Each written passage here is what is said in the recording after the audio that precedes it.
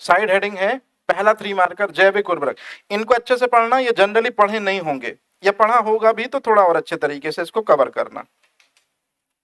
जैविक उर्वरक, अच्छा एक बार लिखा रहा हूं, दोबारा कभी नहीं लिखाऊंगा, स्लैश, इसको जैव उर्वरक भी कहते हैं। जैविक और जैव एक ही वर्ड होता है, लेकिन कई बार पता नहीं होती चीजें तो कंफ्यूज होते हैं। जैव उर्वरक या जैविक उर्वरक एक ही चीज है, याद रखना। अब आप मेरे को एक बात बता दो,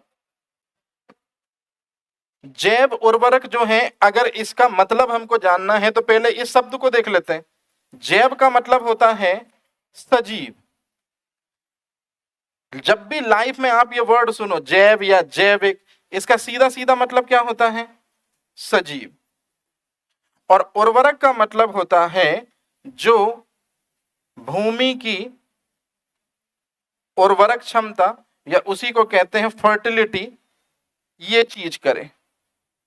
क्या करे? बढ़ाए। अब आप खुद ही मेरे को बता दो, थोड़ा इस डेफिनेशन से परिभाषा बनाओ। वे सजीव जो भूमि की उर्वरता बढ़ाते हैं क्या कहलाते हैं? अब थोड़ा स्टैंडर्ड कर ले रहे हैं। ये चैप्टर जो है जैविक खेती, बताओ कौन से चैप्टर में इंक्लूड है? सूक्ष्म जीव के साथ। तो हमको उसके पर्सपेक्टिव पे बात करनी है कि जो सजीव हैं उनमें पहली कैटेगरी होती है ये। कौन होते हैं? सूक्ष्म जीव, मतलब जीवाणु और कवक, ये हो जाएंगे सूक्ष्म जीव। और सूक्ष्म जीव तो नहीं है लेकिन सजीव है, और उसको हम कहते हैं केचुआ। बस आपको ये याद रखना है, मतलब जीवाणु, कवक और केचुआ। अगर इन 3 सजीवों के जरिए हम भूमि की उर्वरक क्षमता बढ़ाएं तो बताओ वो क्या कहलाएंगे? अब ध्यान से सुनना, यूरिया और डीएपी क्या है? तो रासायनिक उर्वरकों का विकल्प क्या लेकर आए हैं अपन? तो पहला लाइन हमको यही लिखनी है कि रासायनिक उर्वरकों के विकल्प, रासायनिक उर्वरकों के विकल्प जैव उर्वरक कहलाते हैं।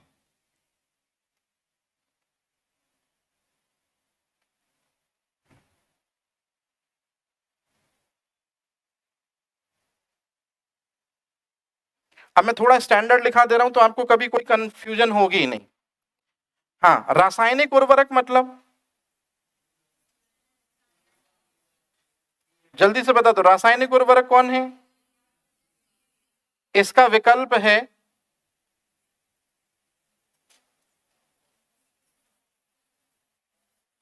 ये चीज। जल्दी से बता दो कौन सी चीज? ये क्या है? मतलब रासायनिक उर्वरक, इसका विकल्प ये चीज है वर्मी कंपोस्टिंग खाद। अब आप जल्दी से बता दो, अगर ये दोनों के दोनों कौन सी चीज है? तो जल्दी से बता दो ये कौन सी चीज है? नो नो नो, ये क्या हो जाएंगे? जैव उर्वरक। अब ये डायग्राम बनाना है, इसको जैसे बनाना है आप वैसे बना लो, तो आपको भी आसानी हो जाएगी और मेरे को बहुत हेल्प हो जाएगी अगर ये चीज आपको समझ में आ गई तो।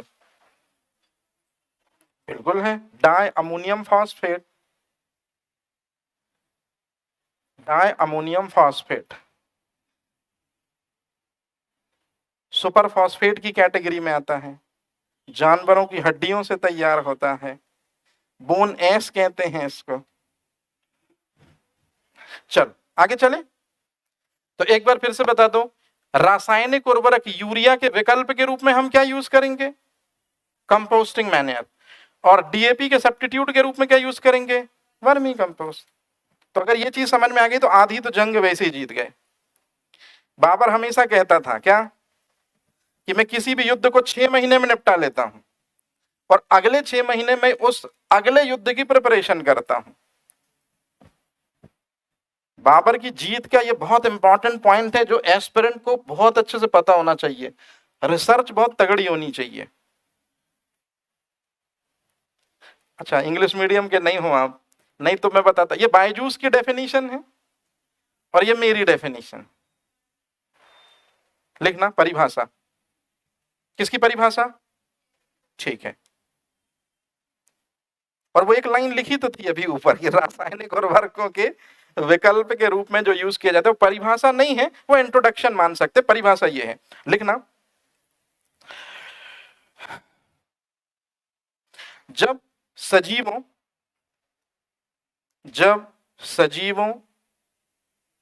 जैसे सूक्ष्म जीवों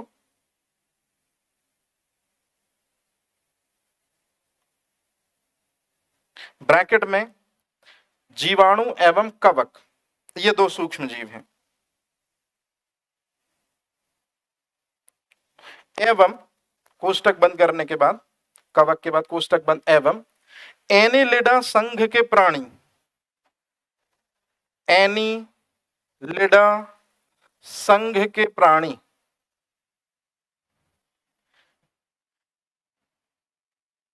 केंचुओं की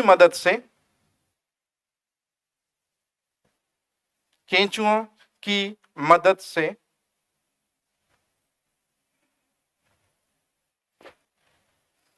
तैयार सामग्री जो मृदा की उर्वरता बढ़ाने में सहायक है, मृदा की उर्वरता बढ़ाने में सहायक है,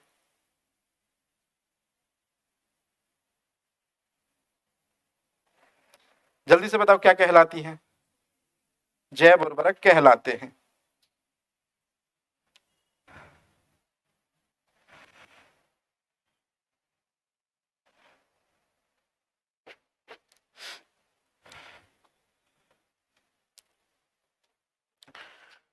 थोड़ा एडवांस करेंगे, हाँ, पढ़ क्या रहे हैं?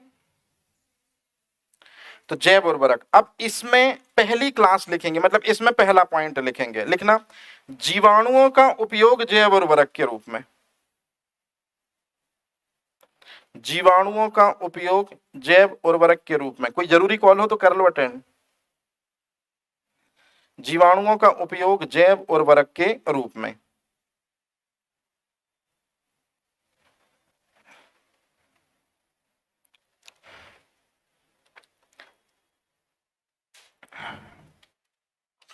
सबसे पहले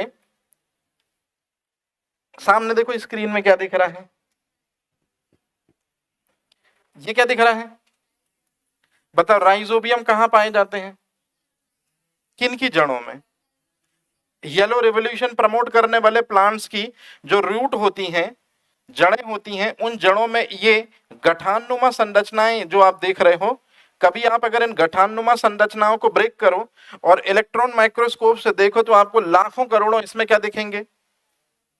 और ये राइजोबियम जो है, ये वातावरण में जो नाइट्रोजन है उसको इसमें बदलते हैं।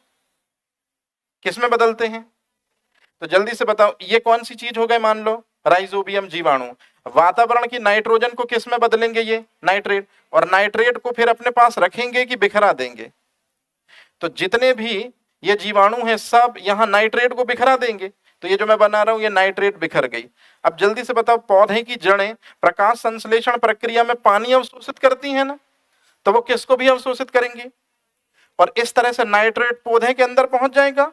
और जैसे ही पौधे के अंदर पहुंचेगा तो नाइट्रेट में से पौधा ये चीज ले लेगा, क्या ले लेगा? नाइट्रोजन। और नाइट्रोजन यदि पौधे के अंदर पहुंच गया तो फिर पौधे का ग्रोथ एंड डेवलपमेंट हो जाएगा।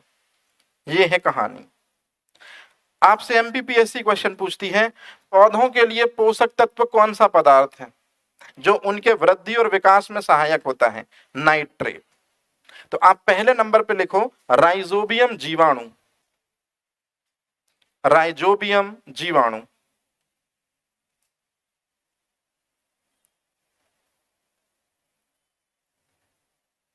फलीदार पौधों की जड़ों में, फलीदार पौधों की जड़ों में उपस्थित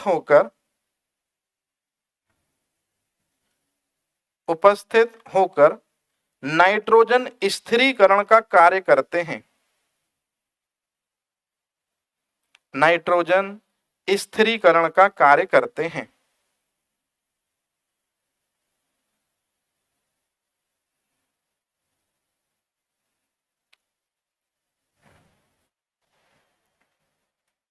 दूसरा जीवाणु ये है एजोटोबैक्टर।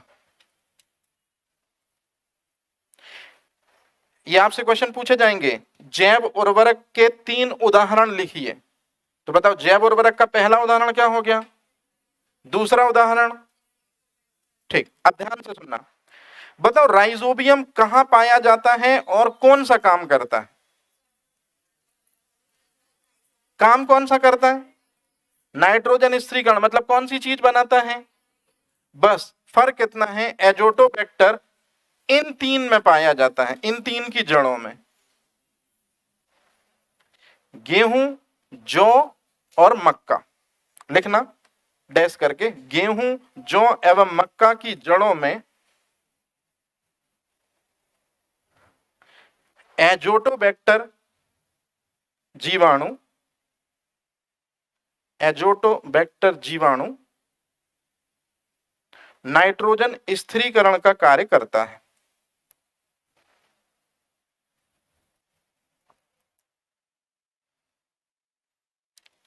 जल्दी से तीसरा जीवाणु,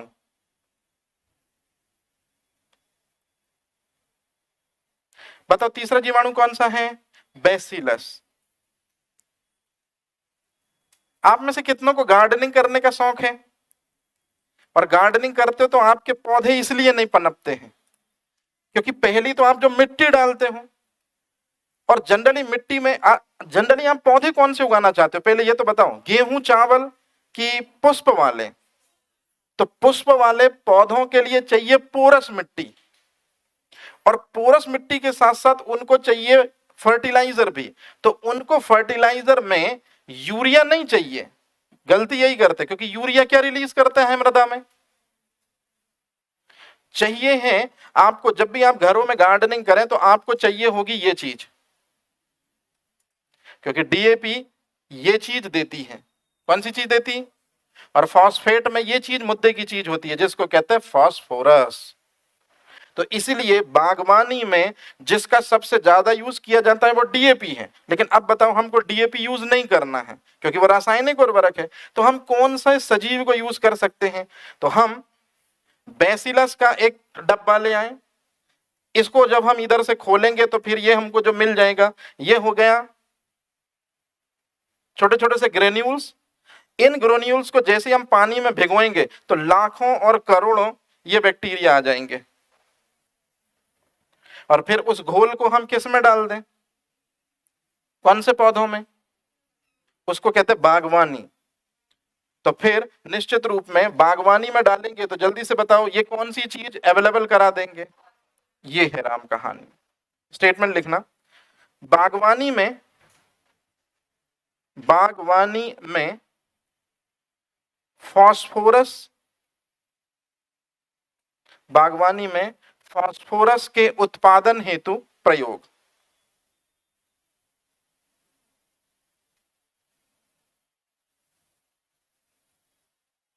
याद रहेगा?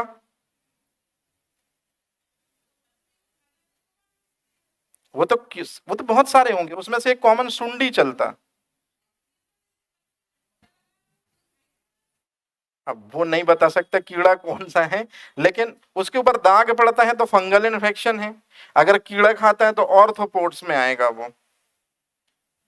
चलो कौन सी? बेलपत्र की बात कर रहा हूं, कल देख के बताता हूं, है ना।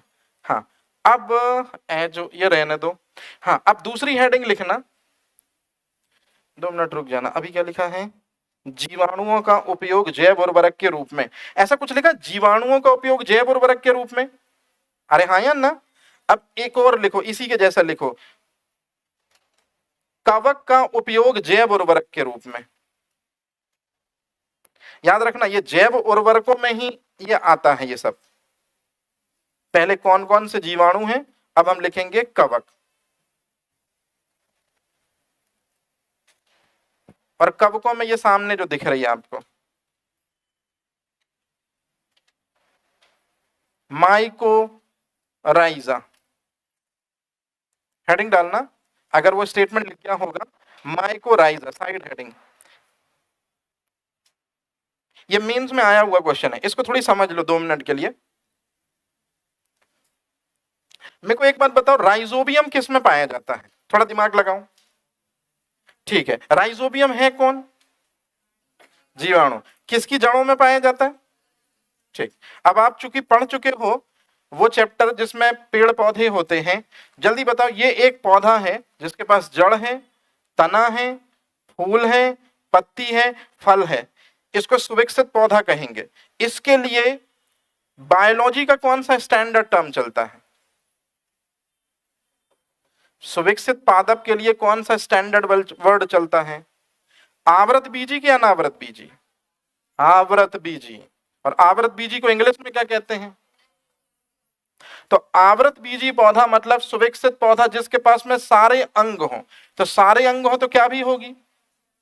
इस जड़ में यदि इस बार जीवाणु न हो, इस जड़ में यदि कवक आ जाए, तो आप देख रहे होंगे, ये धान का पौधा देख रहे हो, बताओ धान का पौधा एक बीज पत्री, 2 बीज पत्री, आवृत बीजी की कैटेगरी में आता है। इसके पास भी जड़ होगी, लेकिन देखो इसकी जड़ में कौन है? जो सफेद कलर की चीज देख रहे हो, ये एक कवक है। तो जब कोई कवक, अच्छे से सुनना, जब कोई कवक उच्च स्तरीय पौधों की जड़ों में अपना निवास बना ले, तब उस कवक को कहते हैं, क्या बोलते हैं? स्टेटमेंट लिखना, उच्च वर्गीय पादप, उच्च वर्गीय पादप, ब्रैकेट में ये लिख लो, मतलब ये आगे याद रहेगा, नहीं तो स्टूडेंट को ये भूल जाता है जल्दी से। उच्च वर्गीय पादप को क्या बोलते हैं? एंजियोस्पर्म। उच्च वर्गीय पादप की जड़ों में उपस्थित कवक, की जड़ों में उपस्थित कवक माइकोराइजा कहलाती है।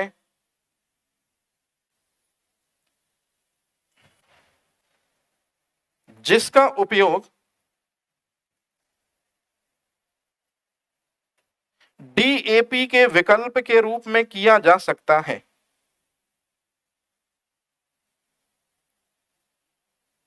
जिसका उपयोग डीएपी के विकल्प के रूप में किया जा सकता है।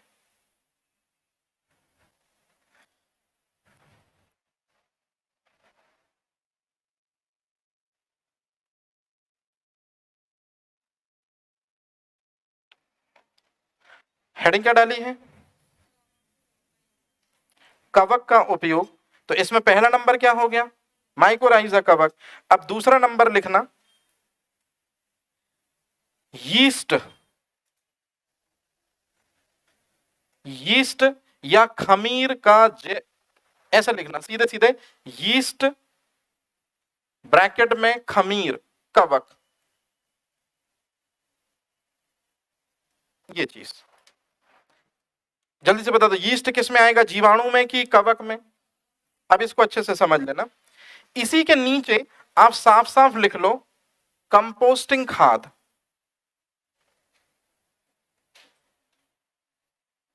कंपोस्टिंग खाद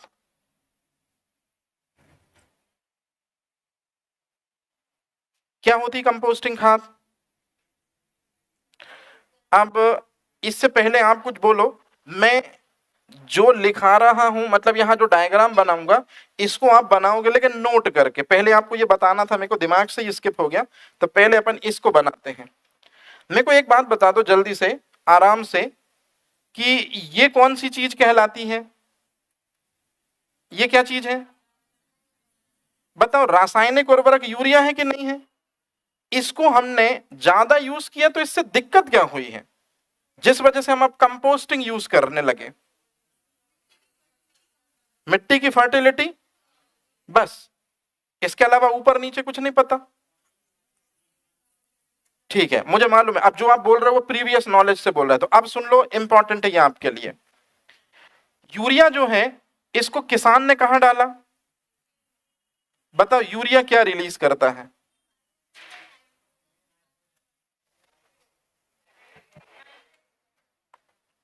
यूरिया को जैसे ही खेत में डाला जाता है तो याद रखिएगा, सीधे सीधे अभी मैं लिख दे रहा हूं कि यूरिया क्या अवेलेबल कराता है मृदा को, मतलब खेत को, मतलब मृदा को क्या अवेलेबल कराता है, नाइट्रेट।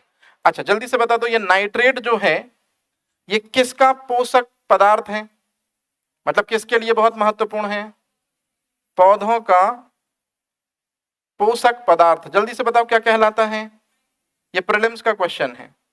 तो ये तो फायदे की चीज है, मतलब यूरिया को हमने खेतों में डाला तो खेतों में क्या चीज आ जाएगी। अब जल्दी से मेरे को एक बात बता दो, ये जो है ये आपको मृदा दिख रही होगी, और जो ये दिख रहा होगा आपको, ये क्या दिख रहा होगा, यूरिया दिख रहा होगा। तो यूरिया को जैसे ही हमने खेतों में डाला तो जल्दी से बताओ यूरिया क्या चीज बिखरा देगा, मतलब यहां पूरे में क्या बिखर चुका है, ठीक है। अब इसके बाद में आपने डाला बीज, मतलब आपके फादर ने इसमें, जल्दी से बताओ क्या डाला, बीज। कुछ समय बाद बीज से क्या होगा, अंकुरण। अंकुरण से जल्दी से बताओ क्या बनेगा, और फिर पौधा जो है वो तेजी से क्या करेगा, किसको पाकर। तो बिल्कुल जो आप कह रहे हो बिल्कुल वही। अब मेरे को दो चीजें एकदम क्लियर करानी है, क्योंकि सबसे खतरनाक चीजें ये हैं। यूरिया को खेत में डाला, खेत की मृदा में क्या चीज आएगा, नाइट्रेट, और नाइट्रेट जो है वो जल्दी से बताओ किसके जरिए, पौधों की जड़ों के जरिए किसके अंदर पहुंचेगा, पौधे के शरीर में पहुंचेगा। और बताओ नाइट्रेट में से कौन सी चीज पौधा ले लेगा, और इस तरह से नाइट्रोजन को यदि पौधे ने ले लिया तो उसका क्या हो जाएगा। तो दिक्कत कहां आई, यूरिया कितनी अच्छी चीज है, ये तो कहां दिक्कत है इसमें। हाँ, हर सिक्के के दो पहलू होते हैं, और दो पहलू छोड़ दो, इंसान की ग्रीड सबसे खतरनाक होती है, उसकी वो हाँ बिल्कुल सही का लालच, कि ज्यादा से ज्यादा पाने के चक्कर में। अब ध्यान से सुनना, हरित क्रांति में गलती जो किसानों ने की है ना, वो ये गलती कर दी उन्होंने देखा कि जो फसल जनरली बिना उर्वरक डालने पर 5 महीने में तैयार होती थी, बताओ यूरिया जब 66 में डाला होगा किसानों ने तो कितने में तैयार हो गई वो। तो शुरू में तो संभल संभल के डाला होगा, लेकिन उनको ये पता चल गया अरे 5 महीने की चीज 4 महीने में तैयार हो रही इससे, तो अगली बार बोरी की बोरी फेंकी होगी, ये दिक्कत हो गई। मतलब अब जो हम लिखेंगे वो है सबसे इंपॉर्टेंट चीज, कि किसानों ने, मतलब जाहिल किसानों ने, जाहिल इसलिए बोलेंगे क्योंकि, अच्छा जाहिल उसको बोलते हैं जिसको जानकारी नहीं होती, जो अनभिज्ञ होता है वो होता है जाहिल। तो चूंकि किसानों को ज्यादा पता ही नहीं था इसके बारे में, तो किसानों ने यूरिया का क्या किया, भर भर कर उपयोग किया। तो बताओ यूरिया का ज्यादा उपयोग करेंगे तो यूरिया ज्यादा क्या रिलीज करेगा, ज्यादा नाइट्रेट कहां बिखर जाएगा, ज्यादा नाइट्रेट मृदा में बिखरेगा तो पौधे की जड़ें ज्यादा नाइट्रोजन को प्राप्त करेंगी, ज्यादा नाइट्रोजन को प्राप्त करेंगी तो पौधा क्या होगा, तेजी से बढ़ेगा। तो ये फायदे का सौदा था। अब हर सिक्के के दो पहलू होते हैं। तो जैसे तुम लोग आज यहां पढ़ रहे हो, बड़े आराम से, बड़े ऐश से बैठे हो, तुम्हारे माँ बाप को सिक्के का दूसरा पहलू, इसकी कितनी बड़ी कीमत चुकानी पड़ रही होगी। अरे हाँ या ना, या जैसा कुछ भी है, बिल्कुल इसी तरह से सिक्के के पहले पहलू में हमको फायदा दिखा, लेकिन आप अच्छे से समझना, यूरिया को ज्यादा डाला, यूरिया की ज्यादा मात्रा कहां आएगी। अब ये मैं अलग से लिख दे रहा हूं, नाइट्रेट की ज्यादा मात्रा जो कहां आ गई है, अब ये चीज जो है ये मृदा के सबसे इंपॉर्टेंट गुण, कौन सी क्षमता, उर्वरक क्षमता को ऐसे करते गई, क्या करती गई। अब किसानों ने और यूरिया डाला और नाइट्रेट आएगा, तो बताओ ज्यादा से ज्यादा नाइट्रेट ज्यादा से ज्यादा क्या करता जाएगा, ऊपर, सबसे ऊपर जो फर्टाइल लेयर है पहले नंबर की। हाँ, तो अब ध्यान से सुनना, मृदा का सबसे इंपॉर्टेंट गुण क्या है, उर्वरक क्षमता, उसमें लगातार क्या आती जाएगी? कमी। अब सुनो, साल 1990 आंध्र प्रदेश का वही गांव और वही किसान जिसने 1966 में सबसे पहले रसायनों को छिड़का और ज्यादा पैदावार प्राप्त करी, और जो दिलेरी से बोल रहा था कि अब हम ही राज करेंगे दुनिया में, वेस्टर्न कल्चर जिंदाबाद, 1990 में उसी किसान ने सबसे पहले फांसी लगाई। क्योंकि 1990 में वही मिट्टी जब उठाई गई और लैब में टेस्ट किया गया तो पाया गया कि रेगिस्तान की मिट्टी और रासायनिक उर्वरक जिनमें भर भर कर यूज किए गए थे, उन खेतों की मिट्टी में कोई अंतर नहीं है, बोथ आर सेम। तो 1990 में बहुत से, आपने सुना होगा मृदा स्वास्थ्य कार्ड 4 साल बाद बनेगा, वो यहीं से आएगा कॉन्सेप्ट। तो बताओ, यूरिया या रासायनिक उर्वरकों के किस चीज से दिक्कत है? ज्यादा इस्तेमाल से, ज्यादा नाइट्रेट से, और ज्यादा नाइट्रेट ने मृदा की उर्वरक क्षमता को क्या कर दिया? कम। तो आप इसको ऐसे बनाना, कैसे बनाना देखो, ये इंपॉर्टेंट है इसलिए बता रहा हूं। यूरिया कैसी मात्रा क्या देगी, लेकिन कैसा? और ये ज्यादा नाइट्रेट एक चीज पर पॉजिटिव इंपैक्ट डालेगा और एक पर नेगेटिव इंपैक्ट डालेगा। डस्टर कहां है? अरे यार, ये अच्छा, पाठक सर ने आज अच्छे से पढ़ाया है। ये कायनात उन्हीं की बनाई है, आज उनकी आंखों के सामने टूट रही है। जब कभी बेटी होगी और उसको विदा करोगे तब समझ में आएगा। अपने हाथों से बनाना और अपने सामने उसी को टूटता देखना, सबसे बड़ा दर्द यही होता। चलो देखो, तो यूरिया की ज्यादा मात्रा से ज्यादा नाइट्रेट आएगा। अब बताओ, ज्यादा नाइट्रेट ने किसको फायदा पहुंचाया? थोड़ा स्टैंडर्ड बोलो। पौधों को मतलब? अरे पौधों को मतलब ये बोल सकता हूं क्या मैं? हाँ, इसको फायदा मिला। लेकिन बोलते ना कि अगर एक फायदा लेगा तो दुनिया में कायनात चलनी है, तो घाटा भी तो किसी के हिस्से में जाएगा। तो बताओ, घाटा किसके हिस्से में आया? और मृदा की क्या चीज गई? ये डायग्राम बनाना है। नहीं नहीं नहीं, नोट करने के बाद एक नॉर्मल वर्ड डालो, नोट। मेरी बात तो सुनो, अभी मैं बोलूंगा कि कंपोस्टिंग मैन्योर यूरिया का सब्स्टिट्यूट है और यूरिया की क्रियाविधि के विपरीत कार्य करता है। अब क्या समझ में आया? तो इसलिए जो भी लिखा है तुम सीधे उसी के नीचे लिखो नोट, और नोट करके ये डायग्राम बना लो। अभी खुद ही क्लियर हो जाएंगी चीजें।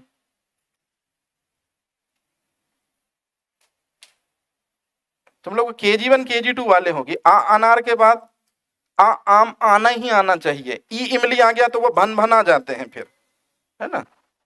और हम लोगों में ऐसा था कि आ अनार तो ठीक है, ज्ञानी भी खत्म हो गया तो कोई टेंशन नहीं सर, कल फिर से शुरू कर लेंगे। अगर ये चीज पता हो गई तो अब तुमको कंपोस्टिंग मैन्योर का कॉन्सेप्ट क्लियर हो जाएगा। अब फिर से लिखो नोट। नोट अब ये लिख लिया, ये उसी के नीचे वाली लाइन में लिखना यूरिया की क्रियाविधि। तो जो ये चीज आपने बनाई है ना, जो ये चीज आपने बनाई है, ये यूरिया की क्रियाविधि है। अब ये इंटरव्यूअर आपसे यही पूछते हैं। जैसे ही उन्होंने देखा कि CV में तुमने लिखा है कि किसान, खेती, बस शुरू। तो बताओ यूरिया की क्रियाविधि क्या है, फटाक से बता दो। ये चीज जो ये है ये। अब उसी के नीचे लिखो DAP की क्रियाविधि। ये चीज मुझे आज सबसे पहले बतानी थी, जो अब मैं लास्ट में बता रहा हूं। खैर कोई ना, अभी शुरू करते हैं पहले। हाँ, अब इसी चीज में DAP का मान रखना है, तो मैं कलर चेंज कर ले रहा हूं, रेड। अब रेड से जो लिखूंगा आप समझ जाना। यूरिया की जगह मैं कौन सा वर्ड यूज कर रहा हूं अब? DAP। बताओ DAP को अगर मैं डालूंगा तो क्या चीज जनरेट करेगा वो? तो दिक्कत कहां है? दिक्कत कहां है? आप लोग फ्रेश लाइन में बनाना। ए भाई भरोसा नहीं, वहीं गोदने लगो। ये लिखा तुम लोग के लिए भाई, ये मैं अलग ही कर दे रहा हूं। ये DAP, DAP से क्या रिलीज होता है? फॉस्फेट। दिक्कत कहां है? ज्यादा यूज करेंगे DAP तो ज्यादा बनेगा फॉस्फेट, और ज्यादा बनेगा फॉस्फेट तो बताओ एक चीज पर क्या आएगा? पॉजिटिव इंपैक्ट, और एक पर क्या आएगा, नेगेटिव इंपैक्ट। पॉजिटिव इंपैक्ट किस पे आएगा, पौधे पर। पौधे पर मतलब फसलों पर। अब जल्दी बताओ दिक्कत कहां है, कि फॉस्फेट की ज्यादा मात्रा किसको नुकसान पहुंचाएगी, मृदा को। और मृदा की उर्वरक क्षमता जल्दी से बताओ बढ़ाएगी कि घटाएगी। अब आप बताओ क्यों हिंदुस्तान में डीएपी और यूरिया के उपयोग को बैन कर रही है गवर्नमेंट, क्योंकि किसान आइडियल यूज कर रहे हैं कि आवश्यकता से ज्यादा। अब बताओ गवर्नमेंट सब्सिडी क्यों दे रही है,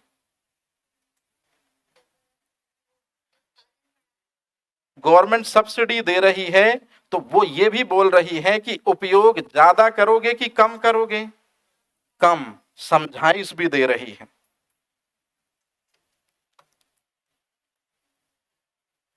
एक बात याद रखना, गवर्नमेंट की नीतियां गवर्नमेंट नहीं बनाती, बड़े बड़े आईएएस आईपीएस बनाते हैं, पढ़े लिखे लोग बनाते हैं। तो जो हमको ड्रॉबैक दिखता है ना, वो रियल में ड्रॉबैक होता नहीं है, या उसका कोई ना कोई पॉइंट पॉजिटिव तो जरूर होगा। चलो ये हो गया। अब अगर आपका ये बेसिक हो गया तो अब हम सब्जेक्टिव पे आ जाते हैं, उसी चीज पे जो हमारी हेडिंग थी। हमारी हेडिंग क्या थी, यीस्ट कवक का उपयोग जैव उर्वरक के रूप में, और इसमें नंबर 1 पोजीशन पे क्या लिखा था हमने, कंपोस्टिंग। चल तो चाहो तो आप एक बार फिर से लिखना चाहो तो कंपोस्टिंग खाद लिख सकते हो, कंपोस्टिंग खाद, कंपोस्टिंग खाद। नहीं आ रहा समझ में, ऐसा लग रहा है ये यीस्ट वाला नहीं आया, अभी आ जाएगा, 2 मिनट रुक जाओ बस। अब ध्यान से सुनना, इसको देख लो तो क्लियर हो जाएगा। पहले बताओ ये क्या चीज है, ये क्या चीज है, इसको हम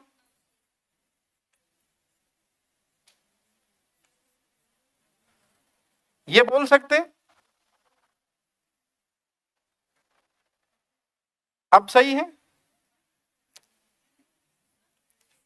ये यहां से मात्रा थोड़ा स्टाइलिश बना दिया, ठीक है ना, घरेलू अपशिष्ट।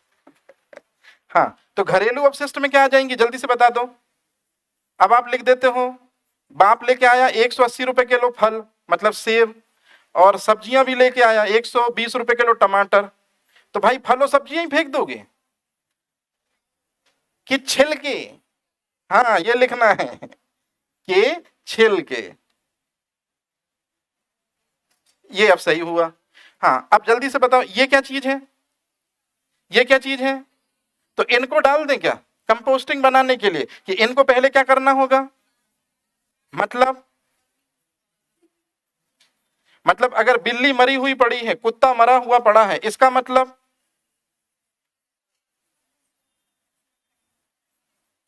क्या बोल सकते हैं इसको, जंतु अपशिष्ट।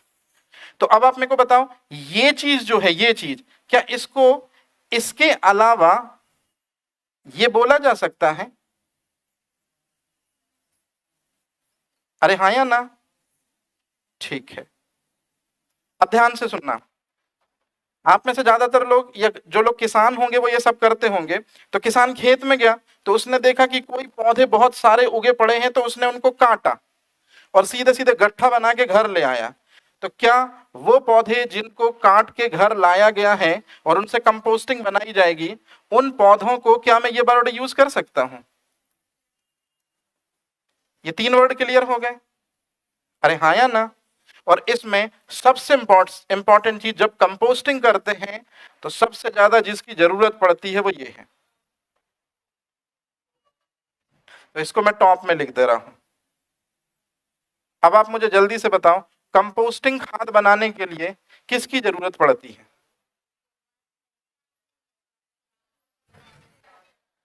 इन सभी को एक वर्ड में मैं बोल सकता हूं, इन सभी को एक वर्ड में मैं ये बोल सकता हूं,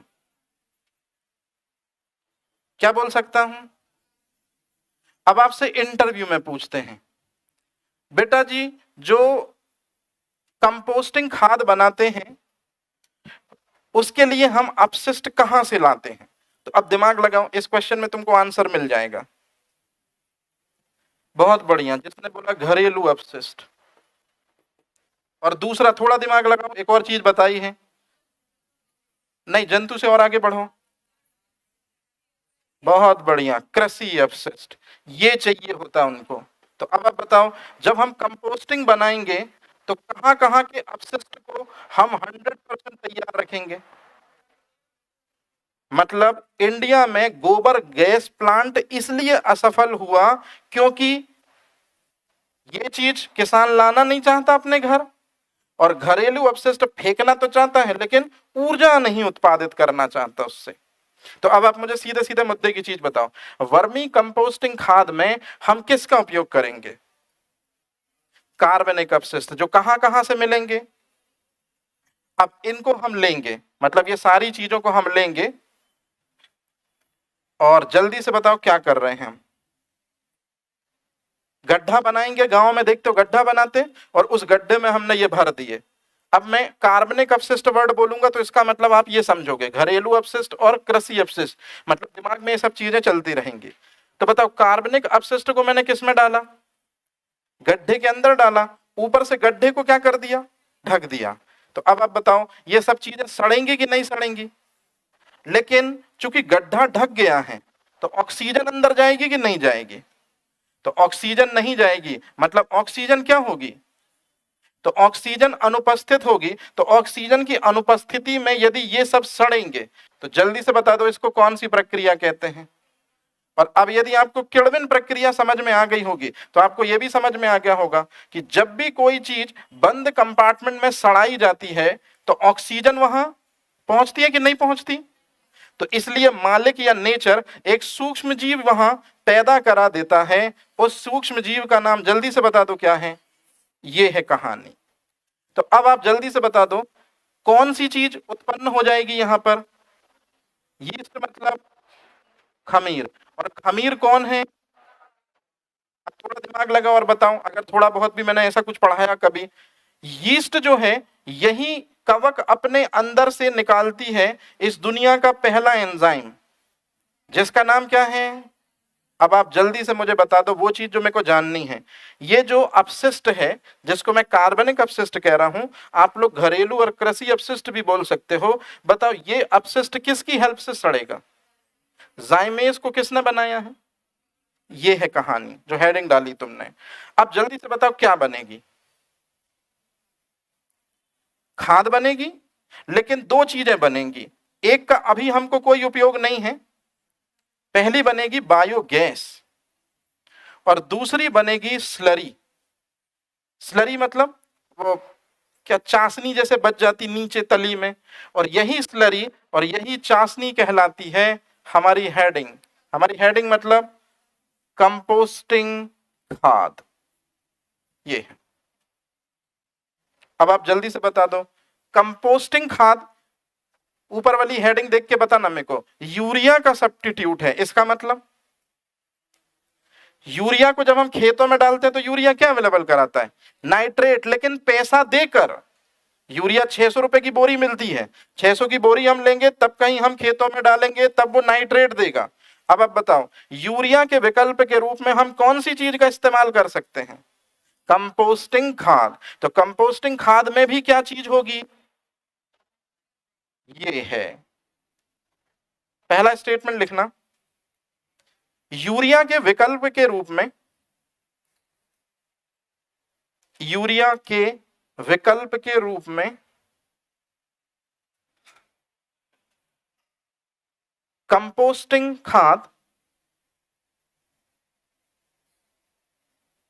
ब्रैकेट में नाइट्रोजन समृद्ध यौगिक नाइट्रेट, नाइट्रोजन समृद्ध यौगिक नाइट्रेट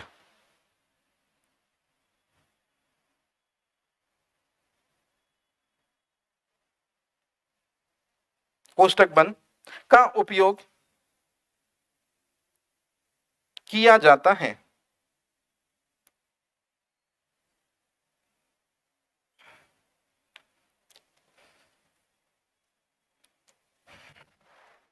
अब लिखो परिभाषा, किसकी परिभाषा? कंपोस्टिंग खाद की।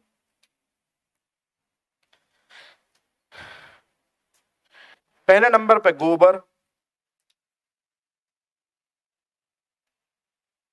कॉमा कृषि अपशिष्ट,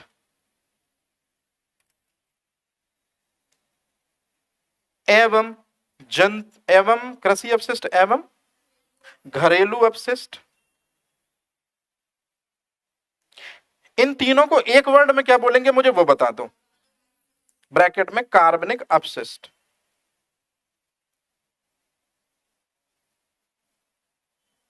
कार्बनिक अपशिष्ट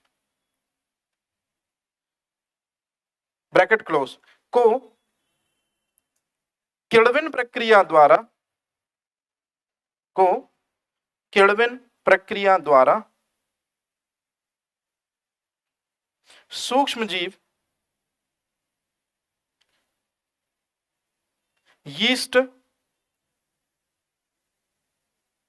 की उपस्थिति में सड़ाकर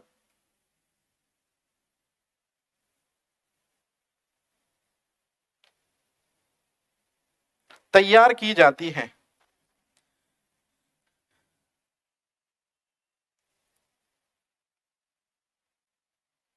लाइन चेंज करके समय सीमा,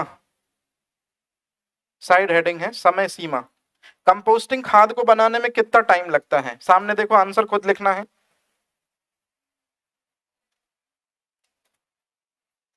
3 से 6 माह डैश करके। अब अगली हेडिंग, उसी के नीचे अगली साइड हेडिंग, सूक्ष्म जीवों का उपयोग।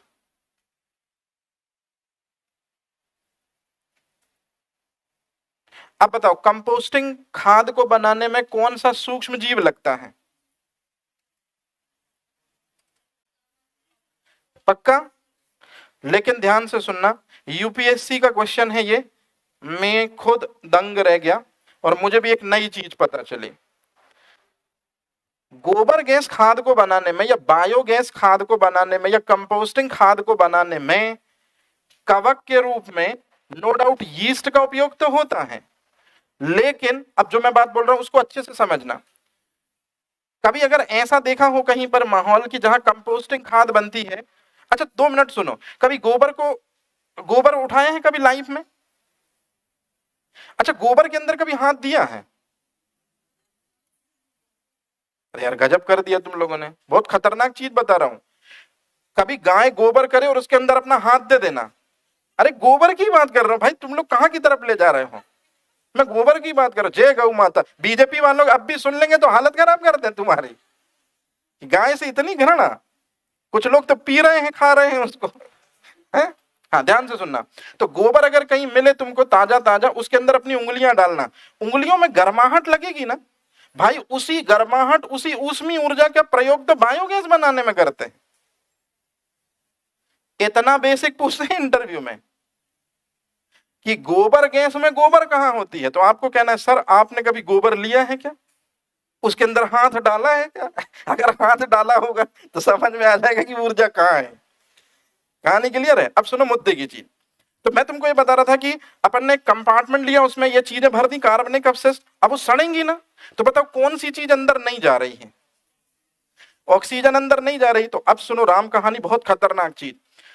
जिंदगी की जब शुरुआत हुई थी तो सबसे पहले जब कुछ नहीं था तब भी शिव था, और जब कुछ नहीं है तब भी शिव होगा। फिलॉसफी बहुत हो गई, अब आते सब्जेक्ट पे।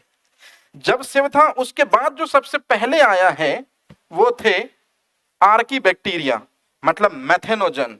याद करो मैंने आपको पढ़ाया था, मैथेनोजन वो थे जो मेथेन से एनर्जी लेते थे। तो वर्मी कंपोस्टिंग में हम गोबर डालते हैं और गोबर के अंदर जो एनर्जी होती है उसी एनर्जी को ये लेते हैं। मतलब जब तुम अपना हाथ गोबर के अंदर डाल के बाहर निकालते हो तो लाखों करोड़ों मैथेनोजन को बाहर निकालते हो, और ये मैथेनोजन जैसे ही ऑक्सीजन के 21% कांटेक्ट में आते हैं मर जाते हैं बेचारे, क्योंकि ऑक्सीजन के प्रभाव में जीवित नहीं रहते, इनको जीवित रहने के लिए मैथेन चाहिए है। तो मैथेनोजन आर्की बैक्टीरिया का एक प्रकार है। अच्छे से देख लो, आगे बहुत सारी चीजें इसी पे टिकी होंगी।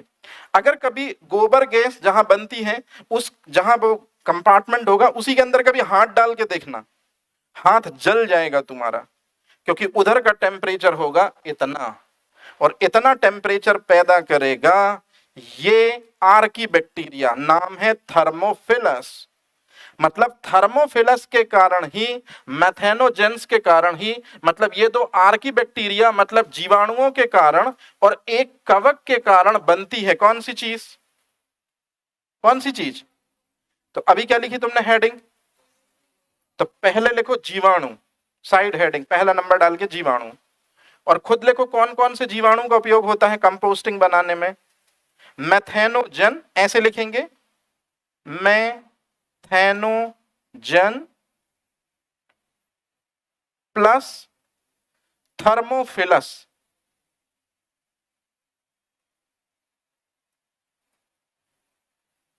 और थर्मोफिलस कितना टेम्परेचर दे देते हैं?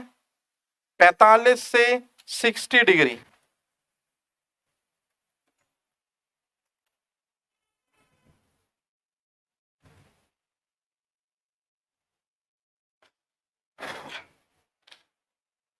एमपीपीएससी मेंस आपसे क्वेश्चन पूछेगी 1-2 साल में, देख लेना। कंपोस्टिंग और वर्मी कंपोस्टिंग में अंतर लिखो। तो यहां हमारा कंपोस्टिंग खत्म हुआ, अब हम किसकी तरफ चलते हैं? हेडिंग डालना वर्मी कंपोस्टिंग खाद, वर्मी कंपोस्टिंग खाद। बताओ कंपोस्टिंग खाद किसका विकल्प है? यूरिया का।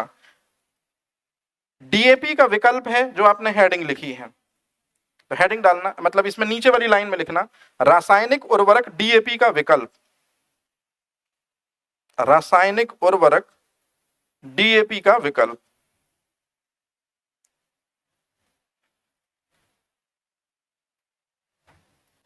चलो बताओ वर्मी कंपोस्टिंग खाद कैसे बनाएंगे? अब ध्यान से सुनना, केचुआ डाल देंगे कब?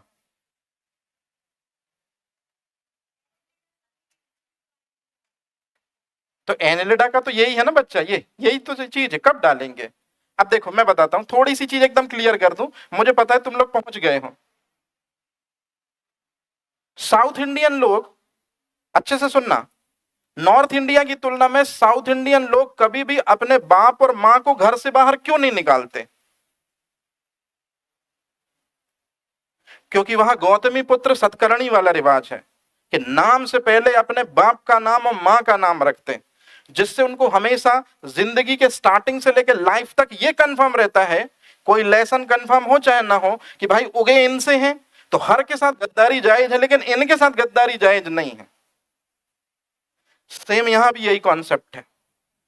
वर्मी कंपोस्टिंग हम बनाते हैं इसकी मदद से, मतलब vermi composting is a type of composting. मतलब कहने का यह हुआ कि यदि हमको कौन सी खाद बनाना है? Vermi composting. तो पहले हमको क्या बनाना होगा? मतलब हमको कहां से शुरू करना होगा? सबसे पहले हमको गोबर लाना होगा, गड्ढे में भरना होगा, फिर फल सब्जियां नहीं डालनी है, फल सब्जियों के छिलके डालने हैं, फिर हमको एक आध बिल्ली इल्ली जो घूम रही है उसको गोली मारना है, और मर गई तो फिर पकड़ के डाल देना है, पादप से, मतलब ये चीज करनी है। फिर बताओ ये बंद कंपार्टमेंट में कौन सी प्रक्रिया में सड़ेगा? और जल्दी से बता दो कौन कौन से सूक्ष्म जीव आ जाएंगे। तो मैंने सिर्फ एक बताया क्योंकि मुझे ये पता था, कल मैं बैठा तब मेरे को पता चला भाई जीवाणु भी इन्वॉल्व होते हैं। तो कौन कौन से वो दो जीवाणु हैं? मैथेनोजन और, अब आप मेरे को बताओ बहुत सोच समझ के आराम से, मैथेनोजन का तो पता नहीं है मेरे को, लेकिन जो एक खतरनाक चीज है, क्या नाम है इसका, ये कितना टेम्परेचर दे देता है कंपोस्टिंग खाद को? तुम्हारा हाथ डालोगे तो जल जाएगा। और केंचुआ 35 डिग्री टेम्परेचर ज्यादा सहन नहीं कर सकता। और जब इत्तेफाक से मैं इसको पढ़ रहा था तो कल मैंने एक राजू जी का स्टेटमेंट देखा, वो रील्स जो चलती हैं, कि केंचुआ को हाथ में लीजिए, उसके ऊपर यूरिया डालिए, बिल्कुल तत्काल कुछ ही समय में मर जाएगा। तो बताओ किसानों ने, हमने अभी थोड़ी देर पहले पढ़ा था कि किसानों ने तो भर भर कर क्या यूज किया है, तो खेत से क्या गायब ही कर दिए हैं। ये है कहानी। तो मैं आपको ये बता रहा था, जो सबसे इंपॉर्टेंट चीज है जो मेरे को यहां तक पहुंचाना है, कि चलो मेरी कौन सी खाद बनने को रेडी है, कंपोस्टिंग खाद कितने समय में बन पाएगी तुमने लिखा है 3 से 6। एक कोई नंबर ले लो जिसमें मैं समझा पाऊं आसानी से। सीधा 6 ले लिया मैंने। 6 महीने में मेरी खाद बन के तैयार है। अब बताओ मुझे निकालना है तो मैंने टेम्परेचर जैसे ही डाला तो वो बहुत गर्म है, कितना टेम्परेचर है? केंचुए अब डाल दूं कि पहले डालने चाहिए थे? कि बाद में डालना है? बाद में डालना है। लेकिन अब कहानी यह है कि जैसे 6 महीना कंप्लीट हो गया, अब 6 महीने के बाद हमने जल्दी से बताओ क्या निकाल लिया? कंपोस्टिंग निकाल लिया। अब कंपोस्टिंग निकाल के हमको उसको एक मैदान में बिखरा देना है, या एक पानी की टंकी जैसे कुछ बनाना है ऐसा चौड़ा सा, और उसमें हमको डाल देना और उसको बिखरा देना है। तो बताओ बिखराना भी 1 सप्ताह के लिए है। इससे क्या होगा? हीट निकल जाएगी और दूसरी चीज ड्राई हो जाएगी, पानी भी निकल जाएगा। और जब पानी निकल जाएगा और हीट निकल जाएगी तो जल्दी से बता दो कंपोस्टिंग खाद भुरभुरी हो जाएगी, सॉफ्ट हो जाएगी। और 1 सप्ताह बाद जब वो सॉफ्ट होगी तब बारी आएगी मैगी की। ऐसी तो लगती मैगी भी। अरे हाँ या ना? अब बताओ क्या डालेंगे? तो केंचुओं को जब हम डालेंगे तो कितने महीने फिर उनको पिकनिक मनाने देंगे कि अब तुम खेलो भाई? तब तैयार होगी वर्मी कंपोस्टिंग खाद।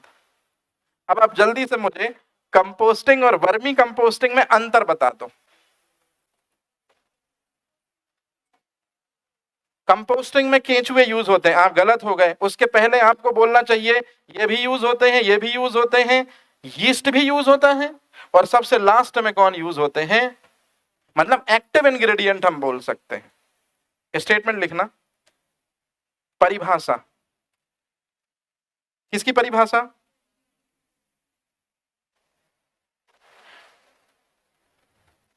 कंपोस्टिंग खाद को तैयार करके, कंपोस्टिंग खाद को तैयार करके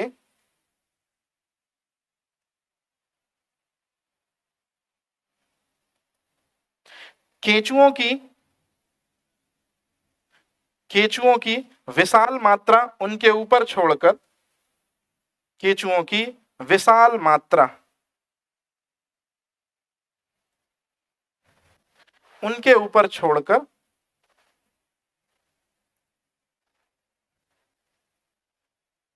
फॉस्फेट समृद्ध खाद,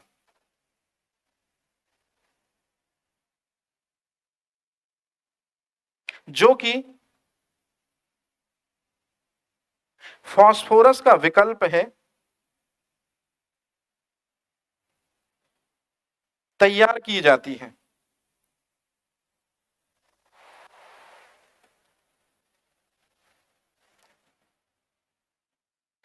लाइन चेंज करके सूक्ष्म जीव। बताओ कौन कौन से सूक्ष्म जीव? फटाफट, सब आपको पता है। पहले लिखो कवक। कवक में कौन सा? ठीक है, खमीर। कवक में खमीर। दूसरा नंबर जीवाणु।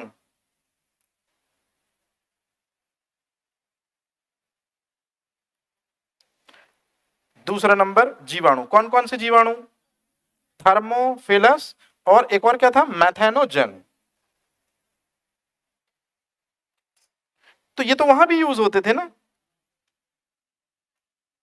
भाई। वर्मी बनाना है तो पहले कंपोस्टिंग तो बनानी पड़ेगी, इसलिए। अब तीसरी चीज बताओ, वो सूक्ष्म जीव होगा कि वो सूक्ष्म जीव नहीं है? कौन से संघ का प्राणी है? तो वो तुम्हें साफ साफ लिखना पड़ेगा।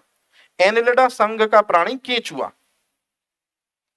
एनिलिडा संघ का प्राणी केंचुआ ना लिख के उसका वैज्ञानिक नाम लिख लो, पैरेटिमा पास्थोमा।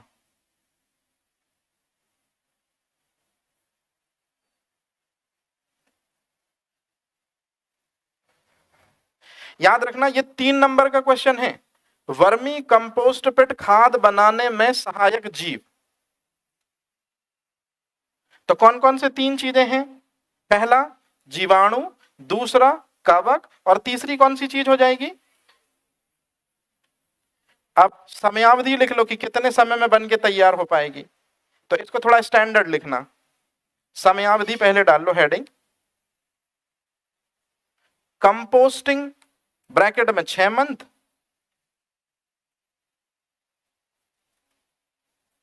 प्लस केंचुआ ब्रैकेट में एक लिखना है 2 लिखना है, ठीक है, 2 मंथ बराबर वर्मी कंपोस्टिंग खाद 8 महीना। वर्मी कंपोस्टिंग खाद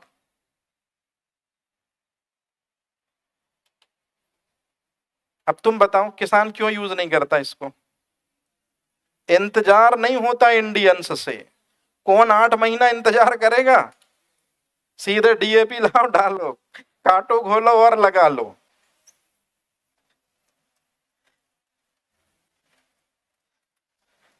इसको और लिख लो, कहानी खत्म करें। हरी खाद, हरी खाद। अब आप मुझे बताना कि हरी खाद किसका विकल्प है ना? बस ये लास्ट है, यहां तक पहुंचे इसी वजह से। सबसे पहले मेरे को बताओ, आपको इनमें से कुछ नाम दिख रहे होंगे, हमको वही लिखना है शुरू में। मैं कुछ नाम बता रहा हूं। एक तो है क्लस्टर बीन, लिखना क्लस्टर, लाइन चेंज करके नीचे वाली लाइन से क्लस्टर बीन, पहला लिख लिया। प्लस सिसबेनिया, और ये क्या है? एकुलेटा। सिसबेनिया एकुलेटा।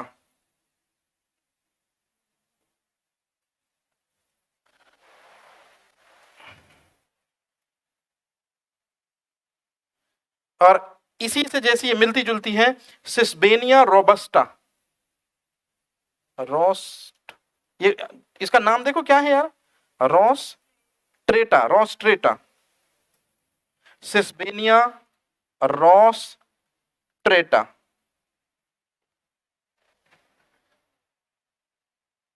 कितने नाम हो गए? ये मेंस का इंपॉर्टेंट क्वेश्चन हो गया, 3 मार्कर। प्लस सनई, ये सनई प्लस ढेंचा प्लस ग्वार।